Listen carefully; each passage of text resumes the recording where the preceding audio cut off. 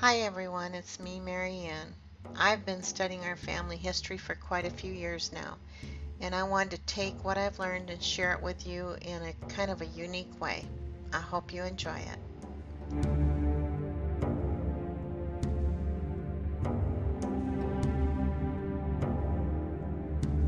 Starting with the Platt side of our family, I'd like to take you back to the 11th century to an area called Thuringia, Germany.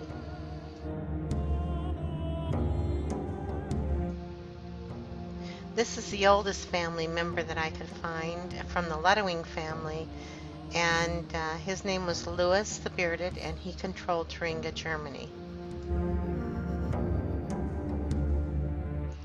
Louis II, Count of Thuringia, was the son of Louis the Bearded and Cicely of Sangerhausen. During a royal takeover, he stabbed and killed the Count Palestine Frederick III and was incarcerated in Giebelgenstein Castle.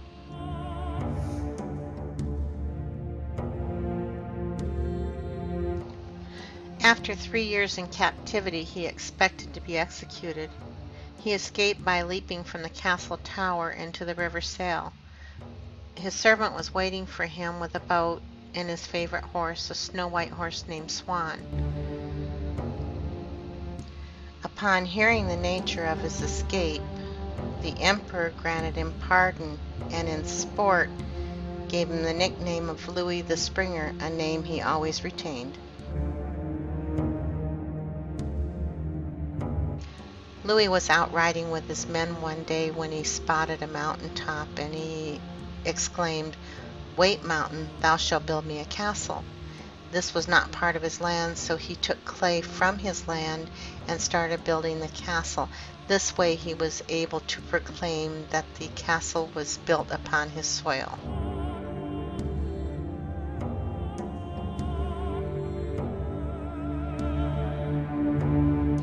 So to try to summarize this period in time, we have Louis Ludwig.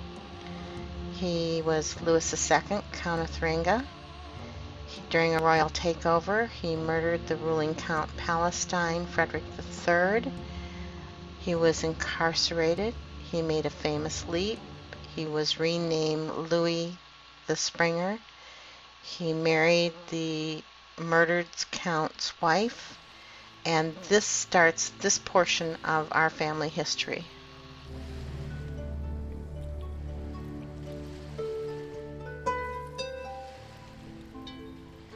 Now we're going to fast forward to the 16th century to Christopher Springer, born Hanover, Germany in 1592.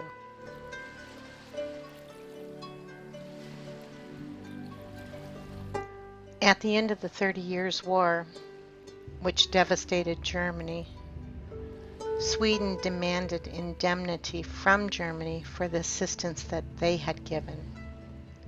Part of the territory obtained by Sweden was the city of Weimar, of which Christopher Springer was a resident. He thereby became a subject of the Queen of Sweden. In 1649, he moved from Weimar to Berlin and from there to Stockholm, Sweden, where he held a high position underneath the Swedish crown. In 1654, Christopher Springer married Lady Beata Jacobine Hendrickson Salinas. She was one of 9 children. Together, she and Christopher had 5 children, and she was companion to the Queen of Sweden. Jacob Springer was the son of Lady Beata and Christopher Springer. He was born in 1668 in Gripschen Castle. He became a Royal Marine. He commanded a ship for a ship owner out of Rotterdam.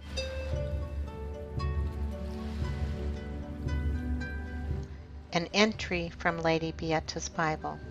The life of our son Jacob on shipboard is ended. Today he goes from Rotterdam to America to find my brother Baldwin. God grant that he find him. My blessings attend him. He departed the 5th and last of my children, and I, poor old woman, remains alone. Both Christopher Springer and Lady Beata are buried in the Church of Marie Fred, Sweden, near Gripsholm Castle. In history books, there's mention of Jacob appearing in New Amsterdam, which later became New York, and he and his family moving to New Jersey, and him being buried there in 1731.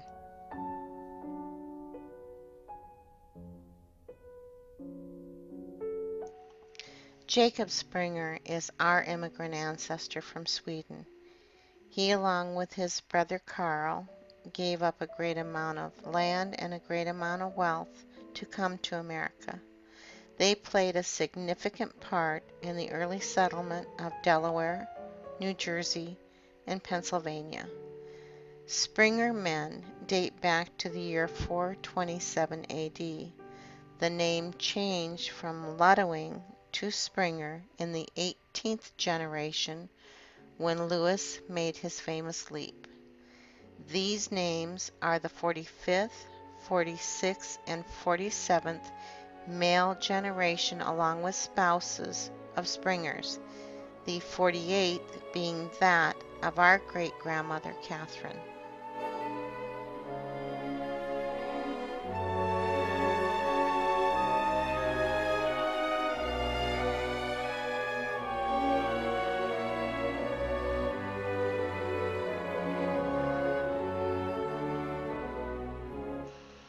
Our great-grandmother Catherine married John Dieter. John served his country in the Revolutionary War. He was paid with worthless paper money for participating in that war. And with that money, he purchased the original 269.5 acres of land. That became Dieter's Gap, that eventually ended up totaling more than 1,600 acres of ground. According to John's own records, he hired a man named Brown in 1789 to build a dam and a mill. His sawmill and gristmill were among the first along the Allegheny Mountain. From that time on, he sold lumber and started making and selling millstones, which sold for as much as $36 a pair. Also, according to his own records, between 1812 and 1816, he did a lot of business with a Lutheran minister named John Dieter Peterson. The minister bought lumber from Dieter and used this lumber to build a church. No records have been found showing that these two men to be of any relation, even though their names are similar.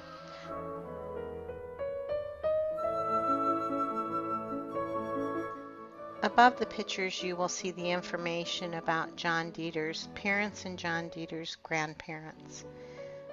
John wrote a very interesting will where he divided up his property and his land and his money to the remaining 6 children in his family. He also left detailed instructions on what they were to do for their mother should she survive him. It was a fun and interesting will. Their daughter, Mary, would have been one of our great-grandmothers, and she was a pretty interesting character. She went by the names of Mary, Polly, Sally, and Zally, and we figured she might have had a personality a little bit like our Melinda.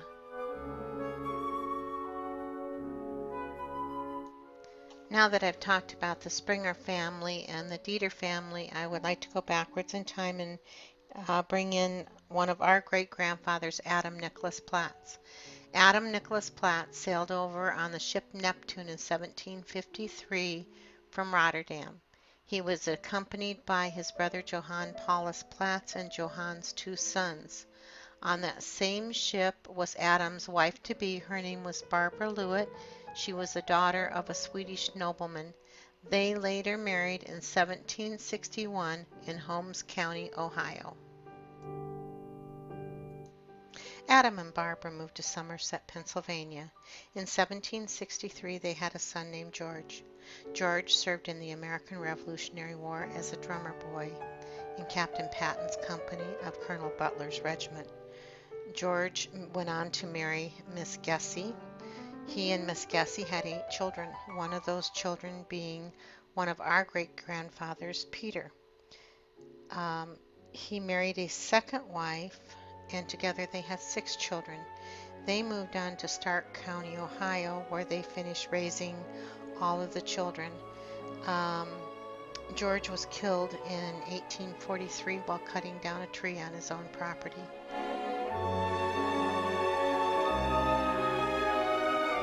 So here we are again back to Peter Platz and Mary Dieter. They both were born in Somerset, Pennsylvania. They both were born in 1805.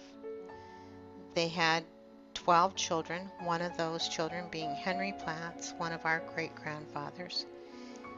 In 1828, the family moved to Stark County, Ohio, where Peter was an entrepreneur and a contractor. He erected many buildings in that county.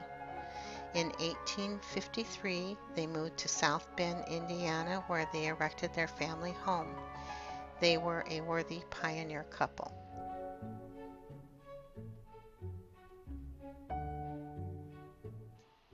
Mary and Peter had a son named Henry. Henry would have been our great-grandfather. He was the father of our papa, Gil Wellington Platz. Henry married Lydia Marie Jones. He was a carpenter and a blacksmith. They moved with his family to Indiana, and there he had an apprentice by the name of Theodore Fearing. Theodore Fearing was an apprentice with him for several years. Theodore became a very famous blacksmith. He created the company called Fearing Carriages. Our great-grandfather Henry died as a young man in 1904 and left Lydia to raise 8 children.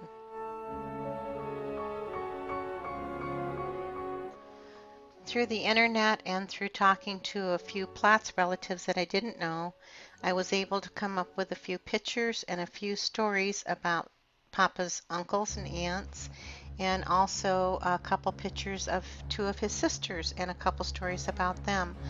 I also learned that the family farm was sold off in the early 1900s by the brother David. I learned that Lydia lived with her son Robert and was buried next to Robert. I learned that our papa, as a young boy, went off to live with his brother Clyde.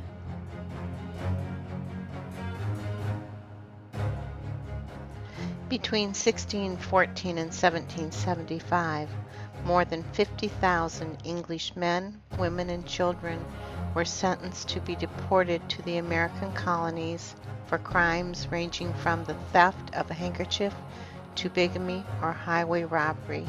This now leads us into our Lightfoot Algar connection.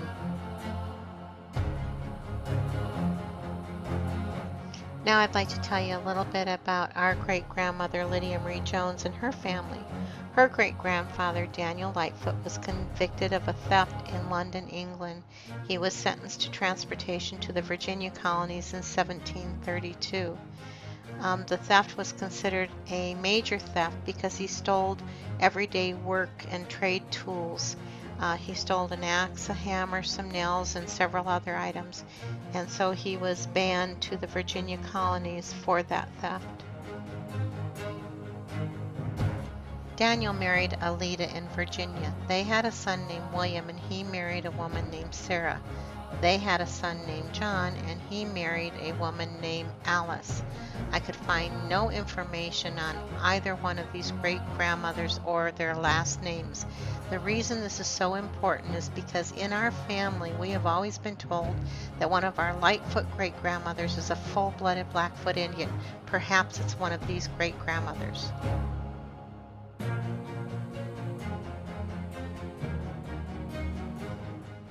When you look at the facial features of Daniel Lightfoot and you look at the facial features of his daughter Rebecca Lightfoot, it's pretty apparent that they are in fact father and daughter. I do not have any pictures of her mother Annie Ware. I do not have any pictures of her husband Hyrum Jones. Hyrum was of German descent.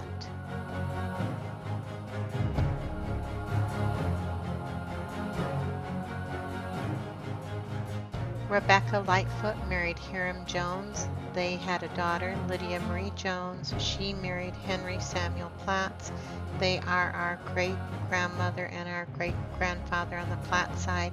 Together they had our papa, Gil Wellington Platz.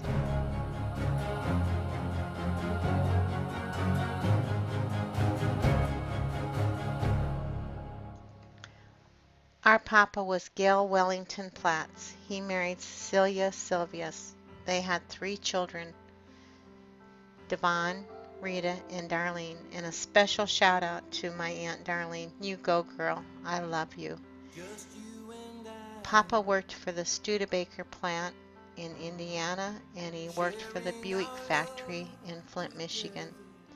When you talk about Papa, there is no he, it's we.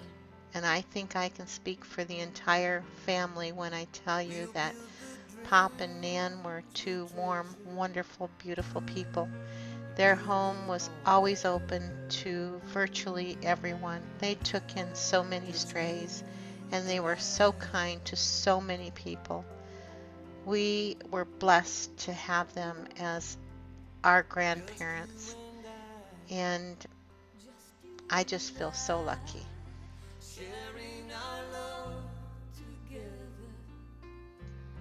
On a personal note from me to you, I know as well as you know that family is not always blood.